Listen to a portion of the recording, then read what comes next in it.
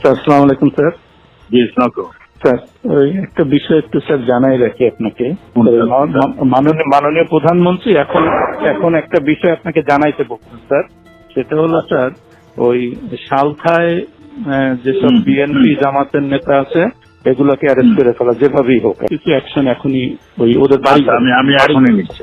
আর politically sir ওরা যেহেতু পূর্বে আমাদেরও একই রোল এখন। ওকে, ঠিক আছে। কোনো জায়গায় হামলা হলে সেখানকার বিএনপি জামায়াত নেতাদের বাড়িতে পাল্টা হামলার নির্দেশ দেওয়া হয়।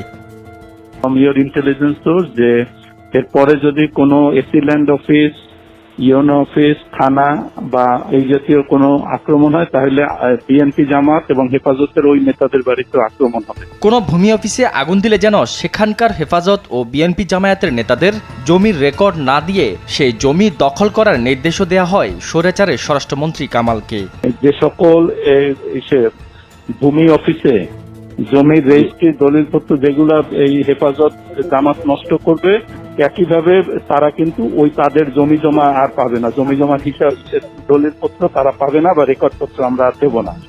ফরিদপুরের সালতায় বিএনপি জামায়াতের সব নেতাকে যে কোনো মূল্যে গ্রেফতারের কড়া নির্দেশ দেওয়া হয় শেখ হাসিনার পক্ষ থেকে। পলিটিক্যালি লোকালি রিয়েক্ট করা, মানে আমাদের ভাঙলে তাদেরও ভাঙবে।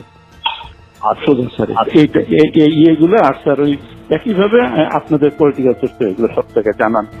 এই স্যার চাচ্ছে যে সালতায় যেভাবে হোক বেশ কিছু অ্যারেস্ট এখন হয়ে যায় বাড়ি করে।